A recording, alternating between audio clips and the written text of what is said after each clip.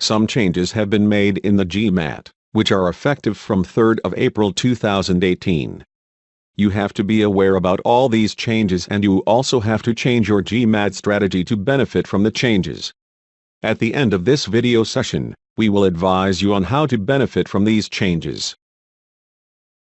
The GMAT has become a shorter exam. The GMAT total test duration has been reduced to 3.5 hours. The changes have happened in the quantitative and verbal sections, and these two sections now have less time and fewer questions.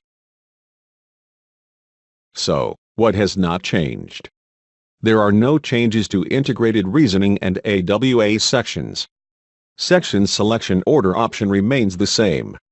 You still get the same 4 sections of quantitative, verbal, integrated reasoning and AWA.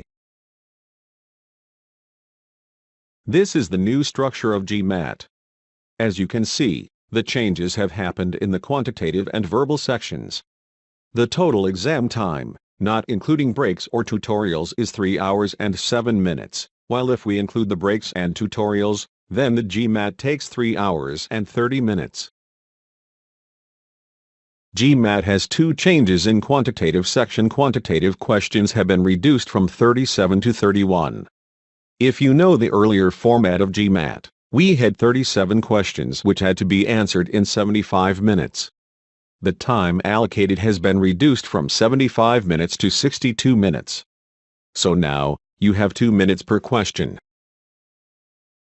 GMAT also has 2 changes in verbal section. Verbal questions have been reduced from 41 to 36. The time allocated has been reduced from 75 minutes to 65 minutes. So, you still have 108 seconds per question, which was there in earlier formats when we had 41 questions and 75 minutes. So what are the possible reasons for this change?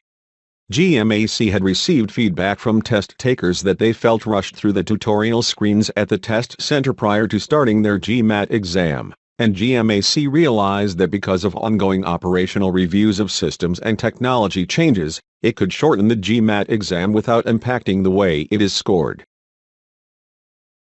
Our advice on strategy to maximize GMAT scores has 4 parts. You need to fine-tune your time and pacing. Select the right section order. Utilize the breaks effectively and increase familiarization with test environment. The GMAT is a computer adaptive test in quantitative and verbal sections. The algorithm or software of GMAT tries to adjust the difficulty level of questions and scores according to your ability. Moreover, GMAT is a front-loaded test, and initial questions of quantitative and verbal sections are more important as they impact your scores more. So you have to ensure higher accuracy with the initial questions of the quantitative and verbal sections. Higher accuracy can be ensured in these initial questions by carefully reading and attempting questions. Moreover, we take a bit of time to get into the mode of the quantitative or verbal sections. The quantitative section has 31 questions to be attempted in 62 minutes. We can divide these questions into 3 parts with more time given to initial questions. Say questions 1 to 10 have to be attempted in 24 minutes. Questions 11 to 20 have to be attempted in 20 minutes, and questions 21 to 31 have to be attempted in 18 minutes. Easy way to remember it is that by the time you reach 10 question, the clock in top right-hand corner should say 24 minutes. And on the 20th question, the clock should say 44 minutes. Also take care that you complete the last question on time and confirm your answer as well, because GMAT penalizes you heavily if you do not complete all questions of a section in time. The GMAT verbal section has 36 questions to be attempted in 65 minutes. We can divide these questions into 3 parts with more time given to initial questions. Say questions 1 to 12 have to be attempted in 25 minutes. Questions 13 to 24 have to be attempted in 22 minutes, and questions 25 to 36 have to be attempted in 18 minutes. Easy way to remember it is that by the time you reach 12th verbal question, the clock in top right-hand corner should say 25 minutes. And on the 24th question, the clock should say 47 minutes. Also take care that you complete the last question on time and confirm your answer as well, because GMAT penalizes you heavily if you do not complete all questions of a section in time. On the day of your GMAT exam, 3 factors decide your GMAT score. One is how well you have prepared till the day of exam. The second is your positive attitude. And the third is a fresh brain. When you take a challenging test such as the GMAT, your brain gets tired, so on the later part of the test your efficiency goes down and you start making more silly mistakes. So it is better to attempt the difficult sections in the beginning and do the easy sections later. Now GMAT has a section selection order, which was not present before. GMAT gives you the option after the tutorial to opt for any one out of 3 section selection orders. So you must choose a section order that maximizes your scores. Ivy League's advice is that for all students AWA and integrated reasoning are not challenging sections, so they must be done in the end. While quantitative and verbal sections are difficult, confusing and tiring for most students. So whatever section out of quantitative and verbal sections is difficult for you, you should start your test with that section. Say if you find verbal section more difficult than quantitative section, then choose the third order, wherein you start your test with the verbal section, follow it up with quantitative section and in the end attempt the AWA and integrated reasoning.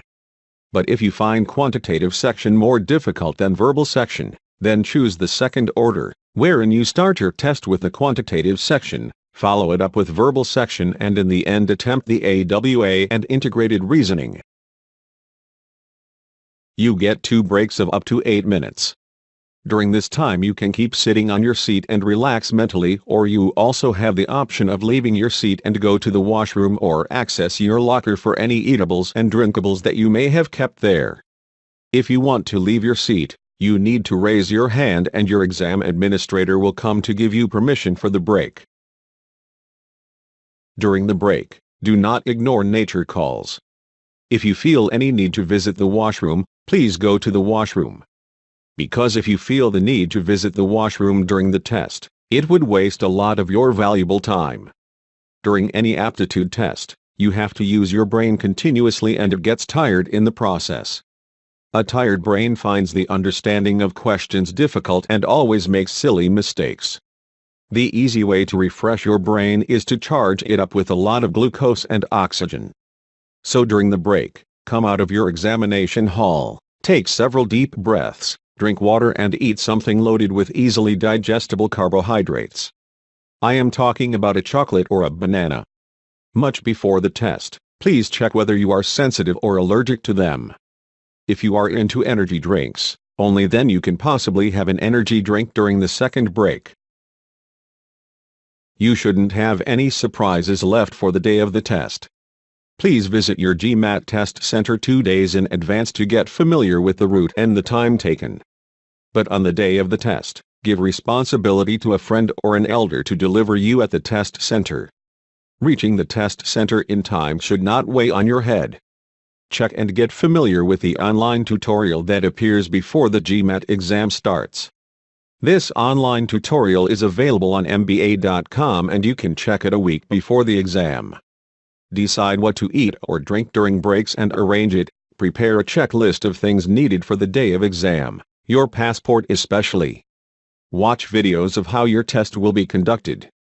You can find these videos on YouTube.